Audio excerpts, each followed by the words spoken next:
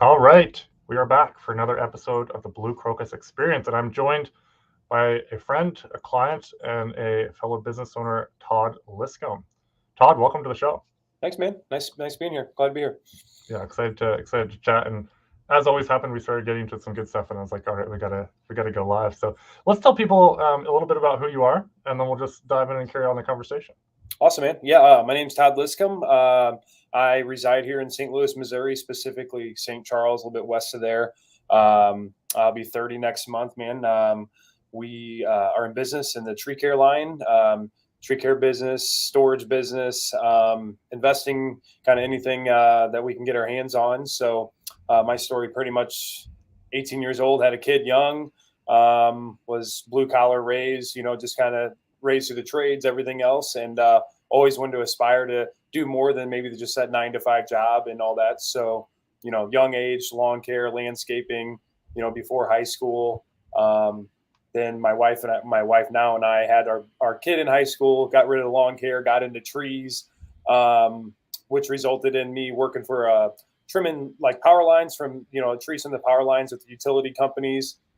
Then I kind of grew from there and went into residential type business and grew my own tree business from there. So we've been in business for 8 years. Been, been grown into a multi-million-dollar tree company in the area with a lot of competition. So with that, we've then kind of put some of our eggs into a different basket of self-storage, flipping some houses, wholesaling, but all while doing that, raising a family. So I've got my wife and I. We've been together for like 14 years, and I got two beautiful daughters. One's 11 and one is almost 2. So busy running businesses and just making stuff happen, man. So that's a little bit about me.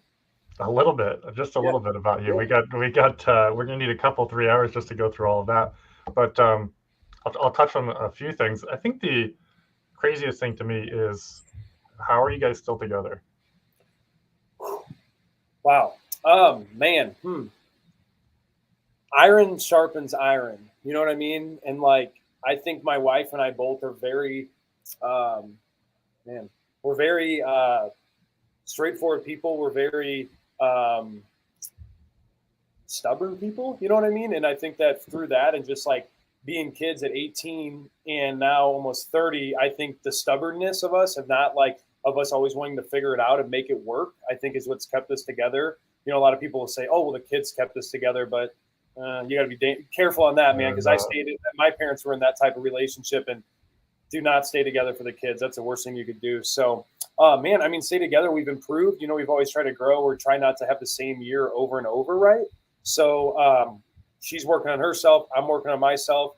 Man, as we were kids, having a kid, right? So we've all kind of grown up together. And at 30 years old, we're still growing up, trying to figure out ourselves and how we are. So I think it's just love and stubbornness, man, to not let it be. And we have it's been a rocky patch. It was never easy business, kids young, but just communicate and honestly trust, man, is a huge thing for us. I mean, we both are huge in trust. We've never had any issues with, you know, cheating or anything like that. So I think just being true to your spouse and really communicating and really being stubbornly in love to not let that fall apart is important. So that's what I'd say, man. I Never really love had that question. So it. Yeah, I love it because I see a lot of people who get into business, start seeing some success, and then usually whoever gets into business, whether it's the wife that gets into business or the husband, whichever partner it is, as they grow, because business you've got to develop as a person to make it work.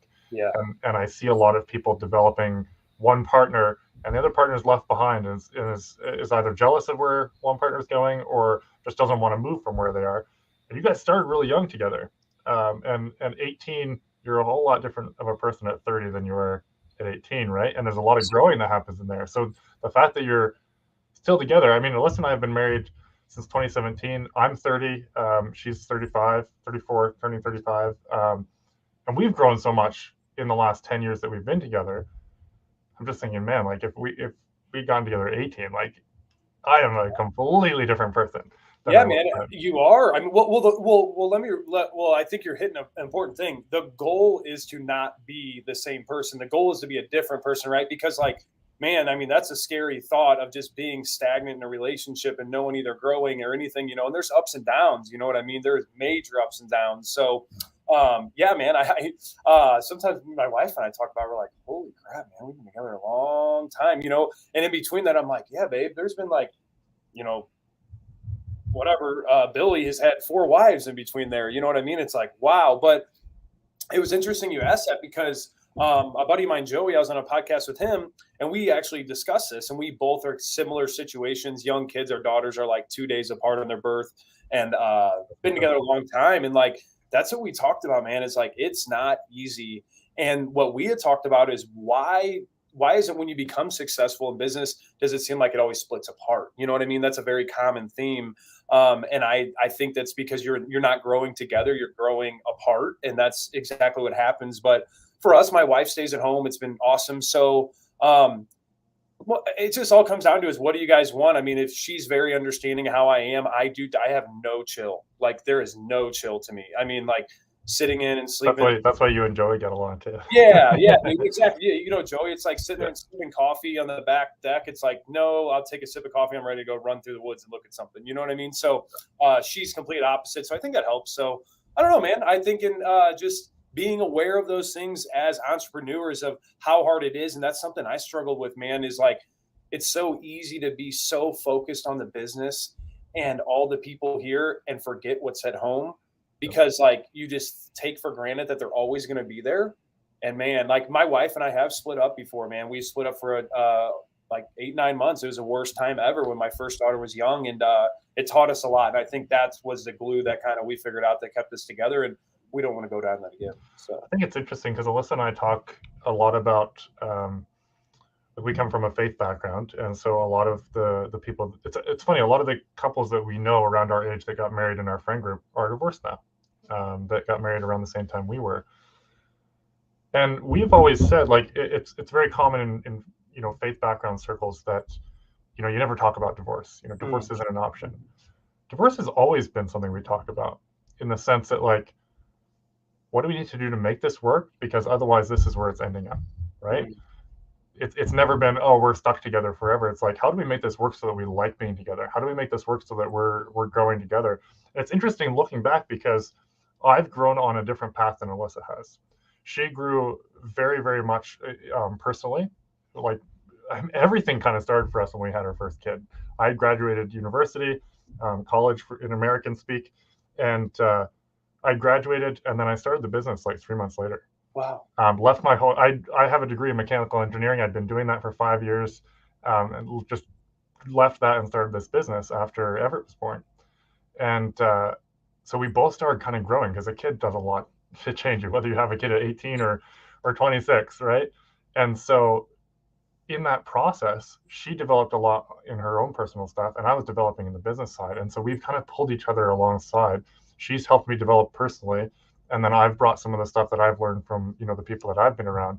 And so we're always kind of pulling each other along rather than holding each other back. So it's been a really cool symbiosis. And I didn't know this is where we're going to go, but it is something that, like, I was thinking about. It's like, man, at 18, if Alyssa and I had gotten together at 18, I don't know if we would have lasted. Dude, hey bro, like, yeah, it's a commitment. You know what I mean? Like, we were together November will be our 5th anniversary, wedding anniversary. So we were together for a long time, and we had kids, houses, all that stuff. But that's an interesting thing. And building on this, I was on Facebook, and my wife, a dude, Ryan, that we know is in business, he said something along the lines, just made a post and was like, it's really hard in life when everyone outside is telling you, good job, you're killing it, you're crushing it. But whenever you're standing at the mirror looking at yourself as a man, you don't feel that. You feel, the family pressure, the business pressure, all this stuff. And my wife had actually commented on with him and tagged us in it. And she said, Ryan, this hits home. And I know a lot of people won't understand this, but like, we understand that in our household. And like she said, as a wife, for a guy like me that's build, I will work till I die. You know what I mean? She's like, hey, dude, you need to eat some food. I'm like, oh shoot, it's 6 p.m. already, so, and like in that Facebook thing, she had said to him,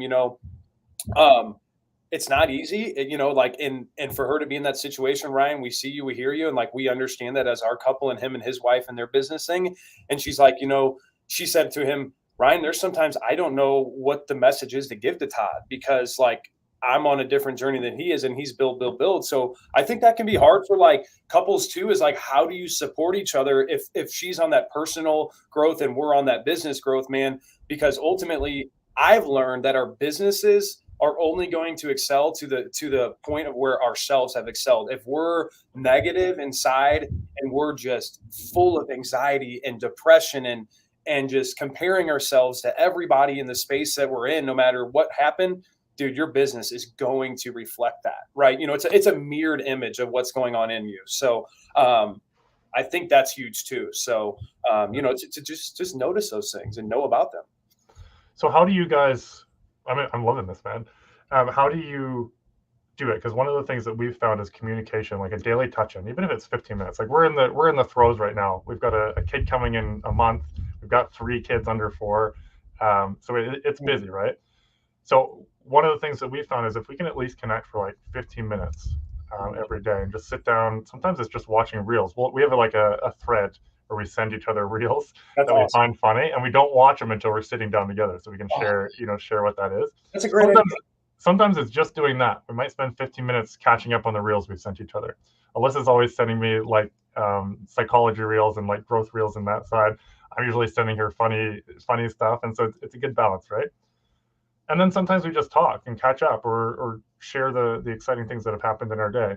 But how do you guys handle that, and how do you stay connected? Because she's full-time domestic engineer, just like it sounds like your wife is, and so we're living very different lives.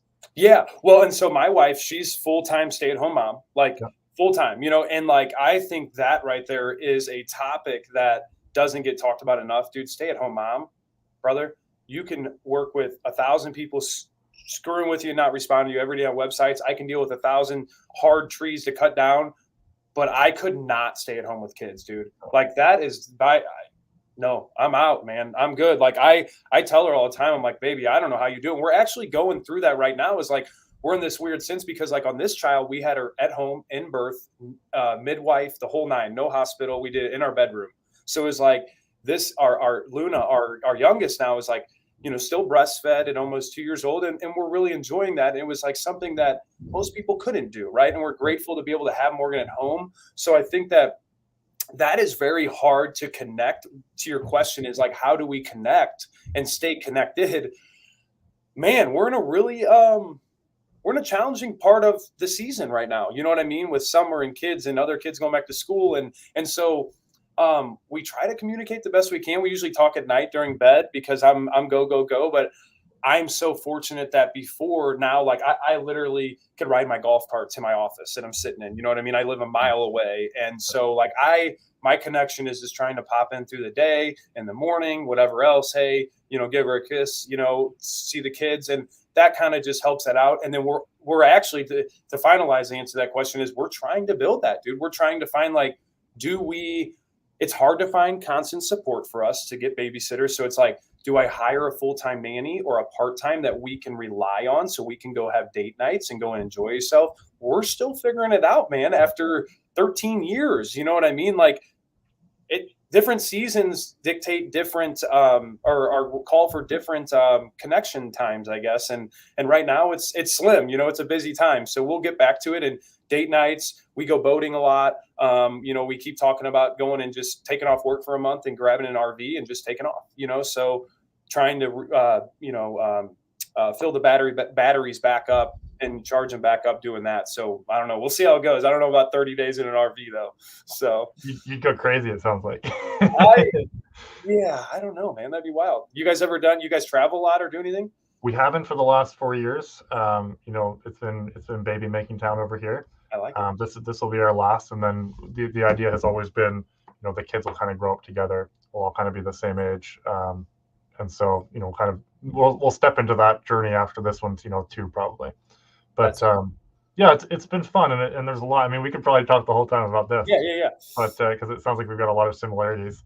But let's move into business. So you're balancing all this. Talk a little bit about the business world, because you went through it real quick there. you had that, you did the thing landscaping, sounds like, moved into the utility side and then started the business. Why did you start the business? How did that come about? And you've grown rather quickly. Yeah, man. So business, we'll go. I was 18, had kid. I went to, it was either go to the Carpenters Union for like $13 an hour or go to this Nelson Tree Service making like $18.80 an hour with full benefits. I went to the more money and learned my entire family's trades of blue collar, carpenters, sprinkler fitters, plumbers, etc. So it was trades, man. That's pretty much where we were going. Never business. It was like business guys, like you had to screw someone to be successful. You know what I mean? Like that's the way it was. It's like, oh, the boss signing the checks is a dick. And it's like, man, why is that? It doesn't have to be. I've never understood that concept. Yeah. And so I never really liked having a boss, man. I just always was one that wanted to be in charge. So, I grew quick at the utility company, which was like the stepping stone to learning trees. And then I was like, man, I did side work. I mean, when you talk about literally working on the side, I mean, I would pull into work with a whole truck and trailer, a company into a company, and like they're pissed. You know what I mean? They're like, dude, you rolled in with a bucket truck, and like I saved all this money on the side, never had money. I spent all of it on equipment, and I made 2 times my salary on the side in 1 year. It was like 113 grand I made in cash on the side.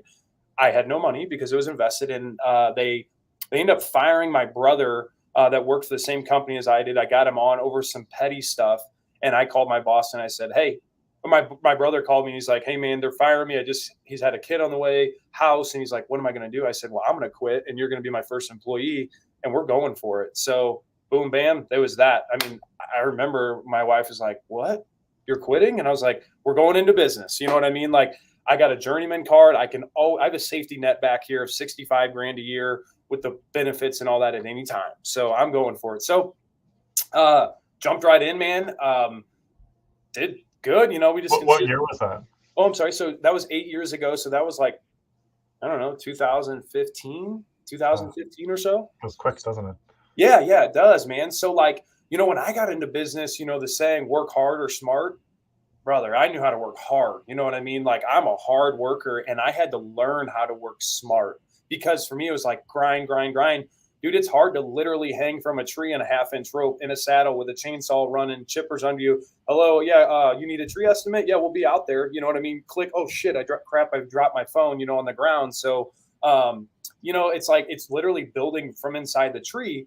Then I realized, hey man, I have to probably the second year in, I guess I need some office help. So that was big to help with getting the phones answered and everything else. And I never understood all that. And it was like the marketing. So, we grew fast. I wouldn't say it was hockey stick growth, you know what I mean? But it was like consistent growth. And, I think it was like year 4, we hit the $1 million mark, the 7-figure mark. And it was interesting, Lewis, because I say that like that because everybody's like, oh, 7 figures, this. It's like, man, we hit 7 figures. And I remember it was like end of the year, like November, December, my office manager texted me. She's like, hey, we hit 7 figures, first time at $1 million. And I like literally remember just like, I think I texted her, cool, let's get back to work. You know what I mean? Like, what does it matter? Right. Mm-hmm. So it was like, I learned very quickly. I was like, oh, I want this 7-figure company. And then you get them, you're like, well, where's the money at? You know what I mean? Like, because I knew how to work really hard, but I didn't understand marketing numbers, how to keep it, dude. Yeah. It was just like, go. And I mean, we were doing fine, but it was like, it was interesting. So I think at that point when I really understood, okay, we're there, how do we dial this in now? And can we double this? Number one, like, let's double this at profitable numbers. And so that was a hard jump, man. It was like the last few years have been really hard. COVID hit. But, we've always grown, but it's just like the price of equipment and everything keeps going up. But once again, I've always been in personal development and have kept growing as much as I could, which has allowed the business and everybody in it. So, we've got like 13 people on staff right now with that at the tree company, I should say. So, it's been good, man. It's been so many lessons, hard lessons, expensive lessons, just hard to believe lessons that we've learned in business. And it's just, it never stops. It's every day. It keeps going. So it's like we build these big beasts that just eat. And especially in our line of work, we are debt heavy because we just bought a crane. It's 600 grand. You know what I mean? So it's like, it's very different business model than, grabbing a few computers, and building it. So it's like, wow, man, it is two different skill sets, but it's like, so I always wonder, what is the next step in this business as the capital X are so expensive to go onto. So we're always trying to diversify and grow and get leaner and meaner. So, I mean, that's kind of where we're at in it. But what other specific questions would you have on that? I just kind of rambled on that. No, that's awesome. Good background. And I think the perspective for people, $1 million is where everyone shoots for. But in service industries, you've got trucks. Like one truck is going to cut into that sizably. You get an employee that's going to cut into that, sizably, right? You can't have hacks on the job. So it all takes a chunk. And I wanted to segue into, because I know we were talking, you were working through the insurance process because you just had a lot of storm trees come through, working on the billing and all of that. What's your role in the business now? Because at the point that you're at, you can't be out there cutting trees. You can't be out there answering phones. We already kind of covered, you're not answering the phones anymore, it doesn't sound like. But what is your role? Because that's a hard transition for a business owner to go from starting it up, being in the tree, answering the calls, dropping your phone, to now where you're having to more mastermind and orchestrate. That's a really, really hard transition for a lot of people. Number one, team, Dan, team. 100%. I mean, you can't even say anything else without a good team, right? So I definitely missed some of that on there. So when it comes to the everyday operations, I would say about 2 years ago, that I was able to, as I started growing a business, I started in personal development, and then all these people started preaching. They're like, don't work in your business, work on it. And I'm like, what does that even mean? You know what I mean? I'm like, I'm in the tree, I'm working in it. You know what I mean? I'm here, but I never understood, get out of it, talk to marketing guys, go shake some hands, because you can't shake hands and grow a business hanging from a tree. Right. So I luckily had a guy, Joe is my manager. He's still with me. He's my main top dog and top guy. And I taught him how to sell, and just pretty much, honestly, man, gave him a pretty quick crash course. I sold 7 figures in a year. I didn't even know if that was a special. It didn't matter, and I'm like, Joe, I think you could sell $1 million a year. Let's try and figure this out. So I always understood, we need high lead sources because we want to get a certain price. So we have a volume bidding deal. So I'm like, Joe, we'll get you on them and we'll figure it out. So I taught internally a guy to sell, to do all that, while then I kind of trained and was out on the crews helping with that. I couldn't sell and be on the crew. And quite honestly, I enjoy the work. I would rather be ripping chainsaws through a tree than out selling, but I can do both all day long. So we got Joe on there. So we had Jen in our office. We had office manager, and then we had our sales manager, and he does operations too, because sales in ours just knows all the jobs, and they kind of delegate all that stuff. So, I mean, with those two people, it allowed me to really get away. And my big thing is visionary is, what are we investing on equipment? How is jobs going? I'm always looking at numbers, but honestly, man, at this point, I can really do a lot of my stuff from a computer anywhere because I have such a good team. And then it comes to building the right team out in the field too, right? I mean, these guys are great. They're paid very well. They have the absolute best equipment that money can buy, and they're treated right, respected. So, it's not a big deal for me if I want to get away. My guys and my team have it handled. You know what I mean? I can leave and they're still getting everything done. Now, is there times where I'm needed? Sure. I'm not 100% absentee owned business owner. You know what I mean? But I could probably work 2 days a week and have everything taken care of. But I choose to work more than that because I love being in there with the team. So, yeah, man. And then I should build on that is I shouldn't just say team too, but we have gone a lot more automation and software.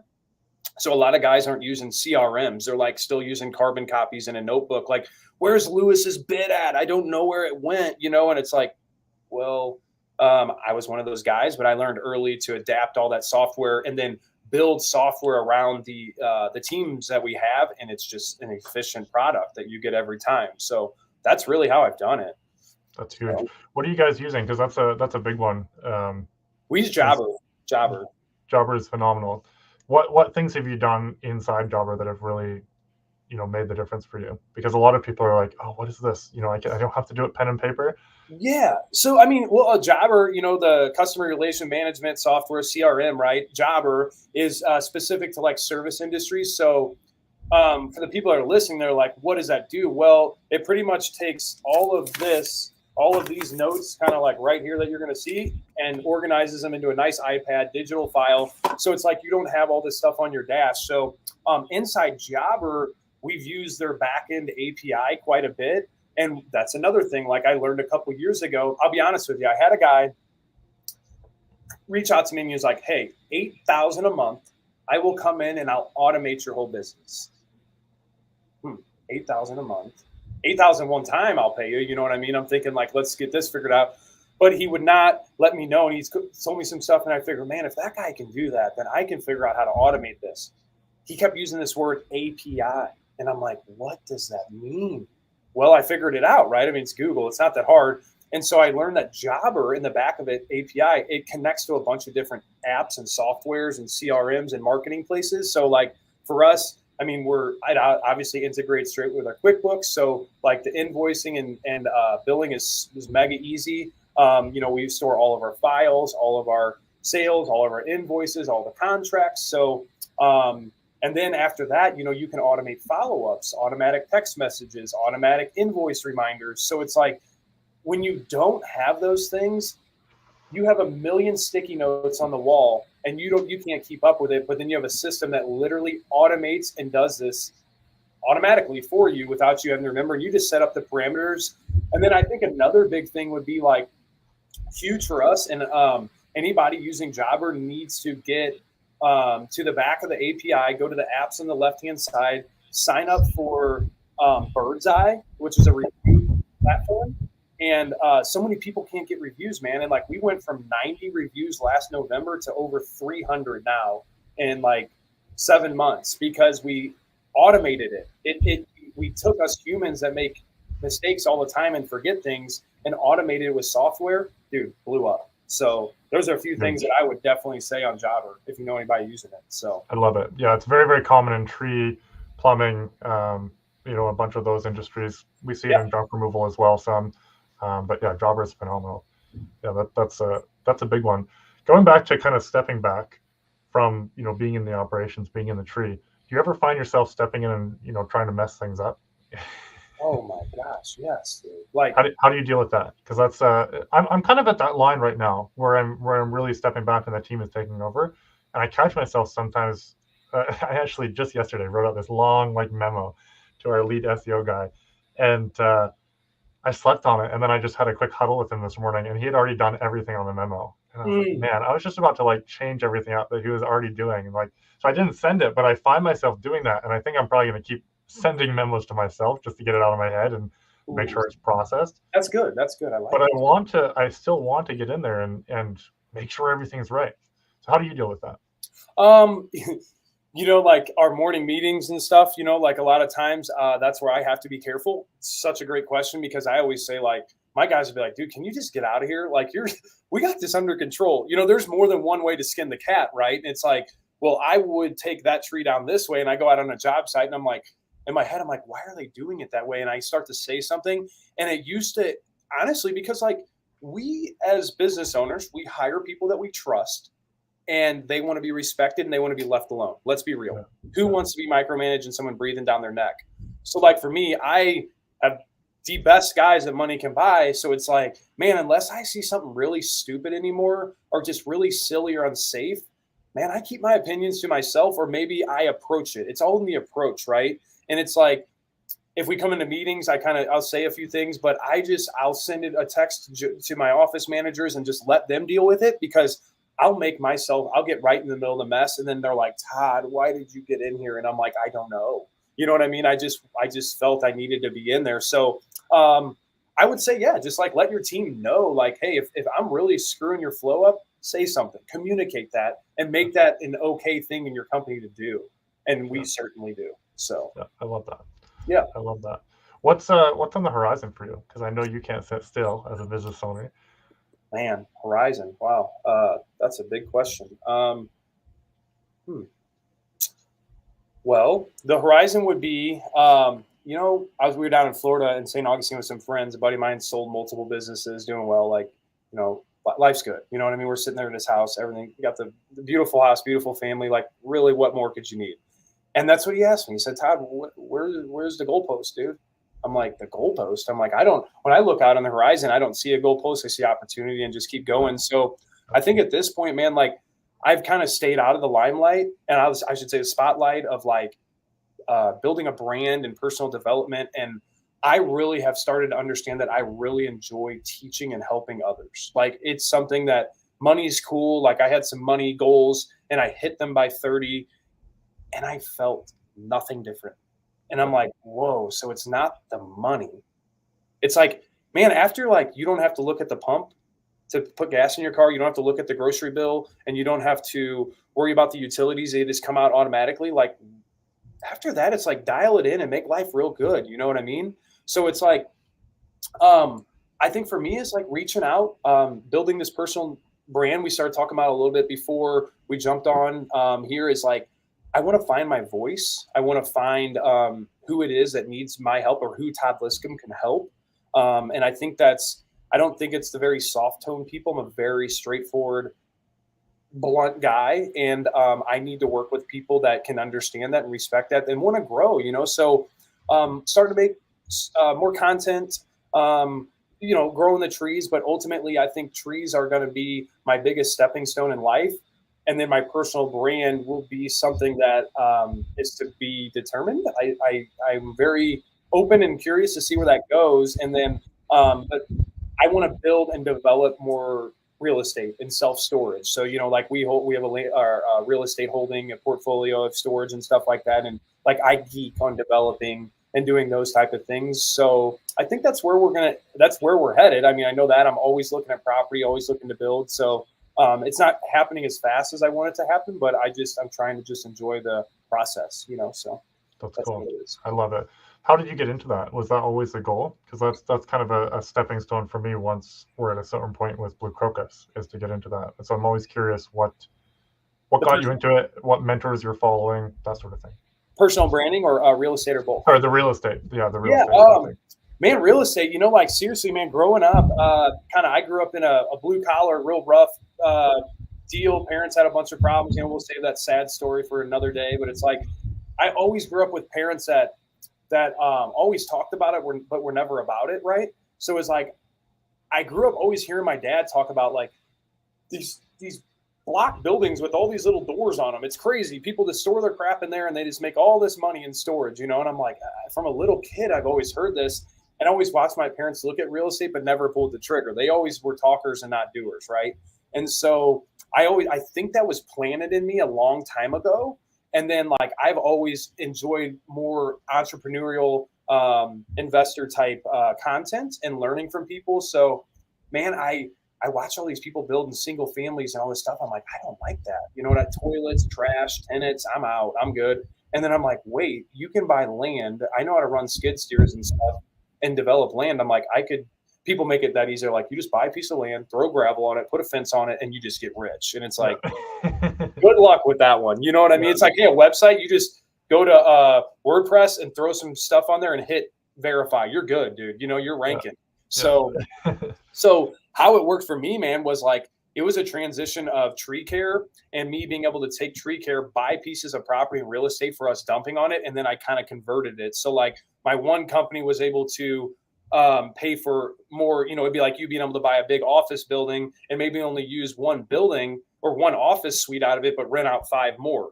Boom. Now you have assets on the books. So that's how it started for me. And I just watched everybody, joined Facebook, every group I could, and I just put it together. You know what I mean? And then we bought, like, the building I'm in here. We bought all these owner finance, no bank loans. I mean, I'll go right I'll come knock right on your door and say, hi, Lewis, I'm Todd. I'd love to buy your house or your building. And you're like, get out of here. Or, really? How much? Cool. Let's make a deal. So that's how we've always been. And so once again, learned all that online and then just went and applied it. And so like today I had breakfast, and that's a big thing that I'm going to start looking for big land deals. And I have an itch to build big storage and or a big neighborhood. I don't know why a neighborhood, and everyone tells me stay away from the houses. So I don't know. We'll see, man. But that's where it is. So, or have you guys got any real estate holdings or anything yet, or We just don't yet. No, Gotcha. actively lining up to begin that. We'll Yeah. probably start with a single family, Yeah. one or two of those, and then I have been eyeing storage units as well, but not to the extent that you have. What are the horror stories that come along with that? Oh man, like so we do boat and RV storage. So you know, you drive by, you see the boat and RV lots, right? We don't have any indoor storage. So use your imagination on the crazy stuff that can happen in RVs at all hours of the night with anything and anyone, from drugs to this to that to wild things. And you're just like, holy moly, you know, you're getting calls in the middle of the night, or you're down there. You know, people, the biggest is vandalization and people breaking in and stealing like Cadillac converters off cars. And next thing you know, you go in there and they're like, oh my gosh, 15 people got their stuff swiped off. There's 25 grand in exhaust ripped off cars overnight. Yeah. You know, we got surveillance and gates, but they just cut right through the fence, you know? So, man, I'd say like, that's probably the biggest. It's not a sexy business. You know what I mean? It's not like this big high energy. It's a pretty boring, slow business, but it's a lot of really silly things you have to deal with as people. Like, you wouldn't think about it, man, but like just the monotonous of trying, you do understand because you have to collect from people every month, but it's like people not paying their $40 bill. You know what I mean? And then you spend 2 weeks chasing $40. I think that's the hardest point. And we're pretty good about interviewing who comes in there, but man, you can only keep so much riffraff out. People tell you good things on the phone, and then they show up and you're like, oh boy. So you get them out of there very quick. So yeah. That's storage. Interesting. I love it. And I've been enjoying you stepping into the personal brand. Thank you. What you talked a little bit about, you know, finding your voice. What has that been like? Has it been kind of a cathartic experience too, to look back on some of your story too? Yeah, it's interesting, man. Like, honestly, is there a little bit of like imposter syndrome there? I don't know. I know a lot of people struggle with that, and like I didn't really understand what that was. And like I was talking to some people, like, dude, this is what you're struggling with, and I'm like, oh, I'm a very loud, proud, say what is ever on my mind kind of guy. But then like it's felt weird to get behind the camera. Like it's just like I feel really good talking to you. This is all good, but it's just like when I'm by myself looking at this phone, it's almost like journaling. You know what I mean? It's like your own thoughts are coming out, and then you got to read them and listen to them. And you're like, does other people relate to it? And I think what's helped me, man, is just like telling myself, like, hey, Todd, it doesn't matter. You're posting for you, and if one person gets something out of this, great. If nobody gets anything out of it, great. You learned and you got more practice in. So, yeah, man, finding my voice. Is it business? Is it personal development? Is it, you know, real estate? You know, and so I kind of love a mix of it all, and just kind of want to show and document my life, and whatever comes out of that, it comes. But I know I need to kind of niche in there, and I kind of, I don't know, man. I'm still figuring that out. It's been very fresh. So, yeah, we'll see what we go with it. What do you think I should go? Where are you thinking? I love it. I love the journey that you're going on, and I think that it's going to take its own shape as it goes. I've been enjoying the range of content, and I think you should just keep it, you know, what's on your mind, share that, because, you know, eventually you'll niche down and probably monetize it, right? Yes. And then you can niche down, right? But as you're finding your voice, let all the parts of Todd show up is honestly what I would do. Yeah, man. And you know what's crazy is like, you know, when you try and be very vulnerable with a bunch of people, you know what I mean? Like, it's really interesting. It's like, it's so wild. Just the world will say, it's like, I could post a picture of my really cool boat or some toy, and you get like 500 likes. And then you like post a vulnerable post like, man, today's a rough day, you know, business is this or whatever else. And it's like 3 likes. And you're like, wow, you know, it like shows a difference of people. So like, it's really been cool running all the plays and like, okay, well, this hits or this doesn't hit. But it's like, there's a different message for everybody. And that's what it is, man. Like, I want people to see, like, I feel like too many people just are like, they're only the SEO guy or they're only the tree guy. It's like, who are you outside of that though? Like, who are you? Because like, if I wanted to go on a guy's retreat or something like that, I know from watching you, I'm like, he's a family man. He loves his wife. He's a good dude. He loves to be outdoors. Like, that's a guy I want to go with. And so I feel like I need to do better as I want to expand at the level that I want to, of just showcasing who I am, man, and just in bringing that journey along. So I love that. Yeah. Thank you for that question. For sure.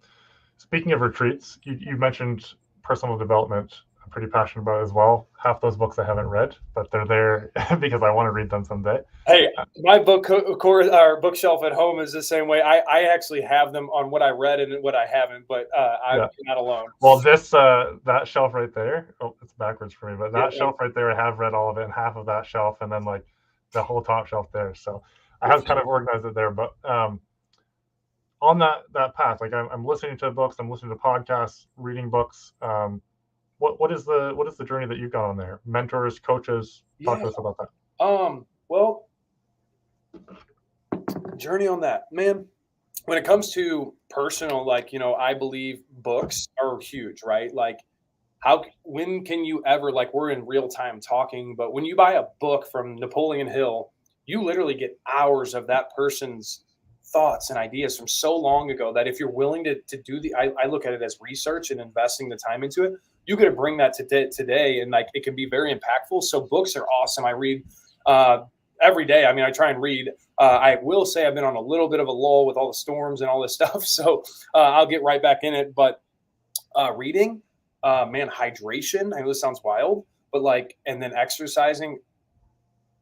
You're no people like preach this stuff, but I get up at 4 a.m.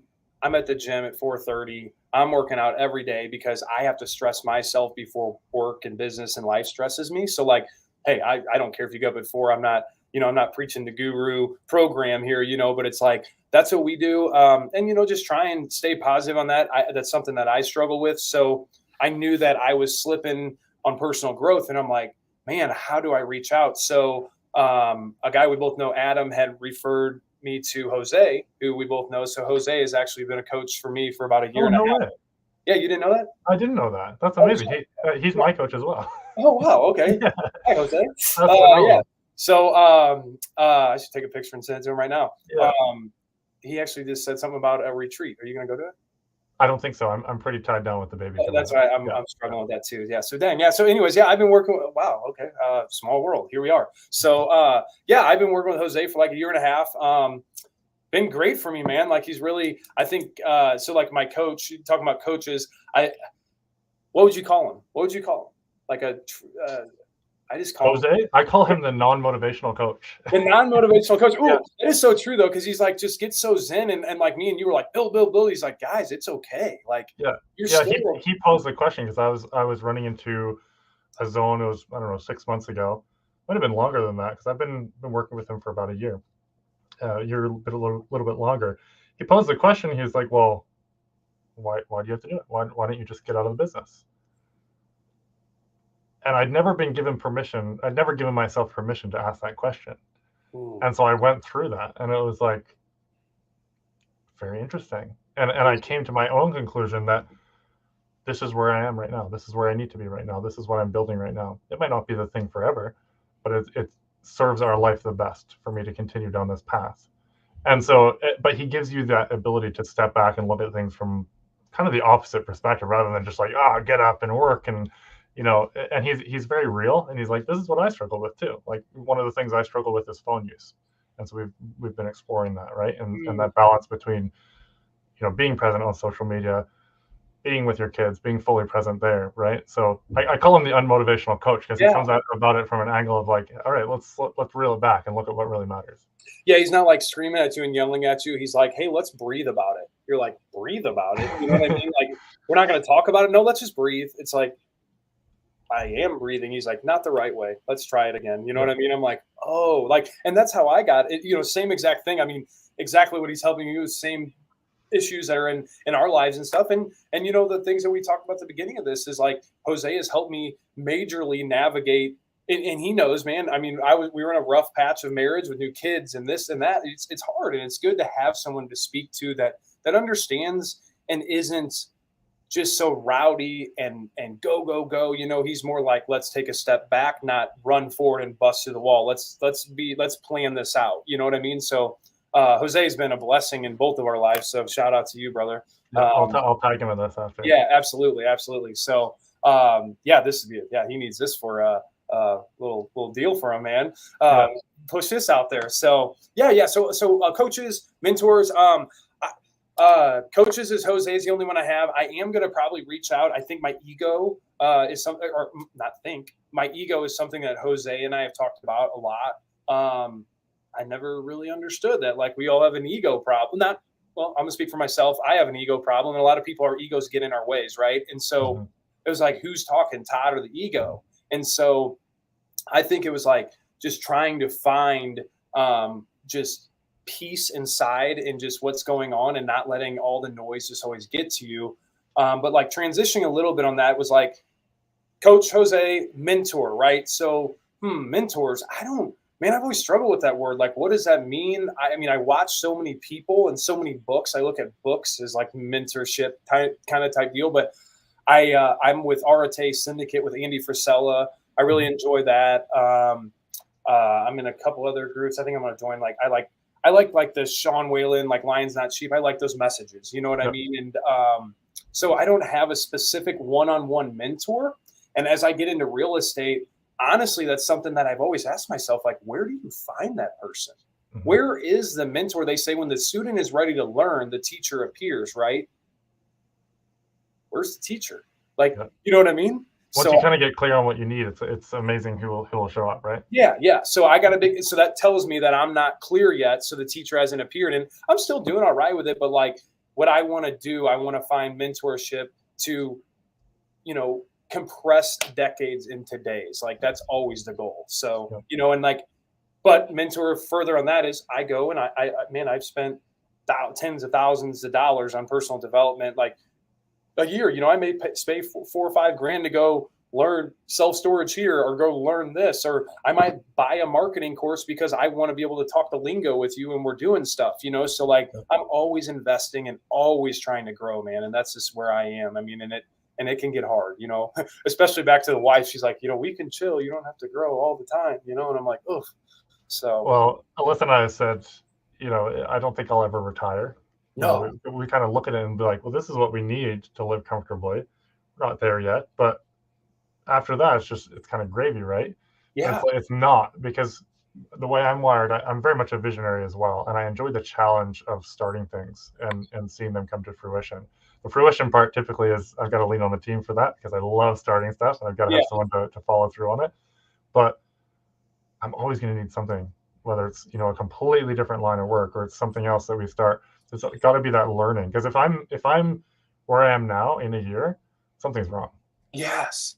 So question for you is the identity that we have, right? Like, I'm Todd the tree guy and you're Lewis SEO guy. Like, you're known for that. Like, breaking out of those identities.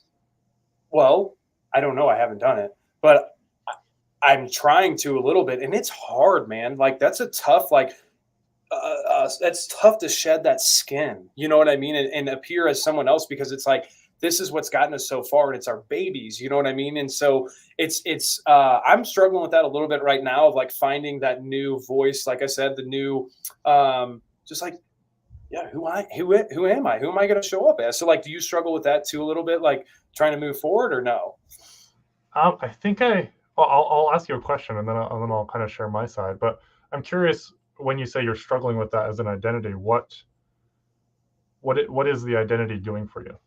Well, I guess I should say, let me rephrase that. I should say struggling, or just like, it's interesting to be like, oh, wow, I may not always just be the tree guy. Like, I may end up being like, what if I want to become Todd, the real estate guy? It's like, dude, that's a major ship to turn around, because for a decade, like, this is all I've done. So it's just very interesting for me to accept doing something different than what I'm doing daily. And it's such an interesting, funny feeling to think about, I guess, is what I'm saying, like, to completely just switch gears. And I know a lot of guys do that. Like, they may start out with SEO, it's cranking. Next thing you know, you might go start building sports arenas. You know what I mean? Like, what does that look like, and how is that transition? But I think that question is like, we'll see when we get there. Like, that's what we get to experience on there. So yeah, I think for me, it's not so much of a thing anymore, but it definitely was. Like, so my journey, like, really compressed down over the last 10 years has been like, I was doing construction,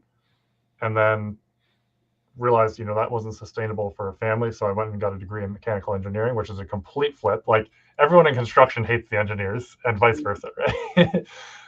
And so that was a complete identity flip. And in engineering, very, very identity driven. Everyone around me, everyone up here in Canada, we get the iron ring. I don't wear mine anymore because it never was really an identity thing for me, but that was a process because I got into engineering, I think, chasing an identity. And then I was like, man, I don't love how hard people are chasing this as an identity. So I think I came to grips with it then. And then in the process there, I started I did blacksmithing. So I kind of became known as I did it as a hobby, right? And so I kind of became known as that. So I've had very fluid identities over the past 10 years. And I think what I've realized recently is that doesn't define me. It's who I am at the core that I take with me wherever I go. And so that's been a very comforting thing because that's not going to change. I can change that. I'm continually shaping myself at the core to be more integrous, to be more present, to be, more of the values that I aspire to. But I want that to be my identity.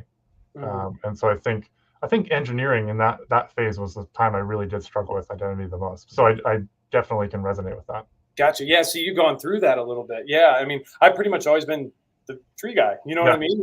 That's what I cooked at a restaurant, had a lawn care, but I mean, other than that, it's been trees, brother. Like that's what it is. So yeah, that's interesting. Yeah. I like what you said though. I mean, who you are at your core, it does, just stay true to that. So yeah, I think we put a lot of weight on identity in society. The house we drive, the house we have, the car we drive, what we do as a career. And at the end of the day, it's like, if that's the markers of who we are as a person, like I kind of want to go back and reevaluate that, right? Well, okay, so and that's what I'm learning is the material things is like they're cool, like it's great, like it's great to have AC, it's great to have a nice home, those Definitely. Are really nice things, yeah, you know what I mean? But it's like we can survive without them, and people did for years, and so it's like stop taking things for granted. I have a gratitude journal and things like that, and like I'll literally write in there like I am grateful for a flushing toilet. Like literally, me and Jose have talked about this and like other things, like the littlest stuff, like find gratitude for it because like I think it's easy to lose track like as we start having and accumulating and all these things. So and I think that's something that a lot of people I think struggle with too as they find that success and they find that and they realize like, oh my gosh, this isn't what I thought it is. Like this isn't the measuring stick we should be using. You know what I mean? So it's great that you guys are figuring that out and especially for us, man. So I think moving forward for us will definitely be the content more fun, more entertaining, more vacation, more whatever. Cause it's like, I need to just take some time off. I need to go recharge. I need to learn to relax. I really don't know how, man. And that's something I have to start digging into. So it's interesting. I think Alyssa's forced me to do that over the years. She's like, hey, you want to be doing so one thing we've done back to kind of full circle is she basically set non-negotiables for me on time. So like if you hear me say, Todd, I got to run, it's dad duty, that's a non-negotiable. So like at 4:30 to basically 9, that's like non-negotiable dad time. Maybe once. Oh, my camera just shut off. Can you still hear me? Yeah, you're good. Okay, I'm just going to switch cameras here. But maybe once in the last year have I ever taken an appointment during that time. Same with in the morning. And that was hard for me. I felt very, very constricted at the beginning. But I've grown to love it because I'm looking back and I'm like, man, if that wasn't the case, if I hadn't been kind of given those guardrails by Alyssa, I would have taken every opportunity to just work, and I would have just done work. I outworked all. That was the what I grew up with. You just outwork your problems, and yes. Along the journey, you get more problems for yourself, right? I feel that I'm still in that a little bit. I'm in that stage, man. I'm just you beat me way ahead of that, and well, I didn't say I was all the way through it. Okay, good. But that's one thing that I look at and like I would have just filled that space with awesome. Working and solving problems and getting in the trenches. But now I can look back and it's like, man, what I hated before, and I genuinely did. Like I can say 4 years ago, I didn't like being a father. It looked good on paper and it was a cool identity, great for social media. But at the core, I didn't like being a father. It was very inconvenient.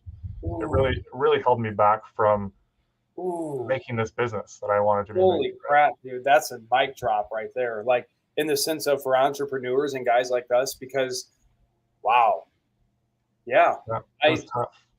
dang inconvenient to be a father. Yeah, like it seemed inconvenient. That is so true, man. And that wow, that is something that like damn near gave me chills because like I struggle with that so much. Like, and we've talked about having more kids and all that. And I'm like, well, we have more kids. It's going to take, it's like, well, is the business more important or the kids? It's like,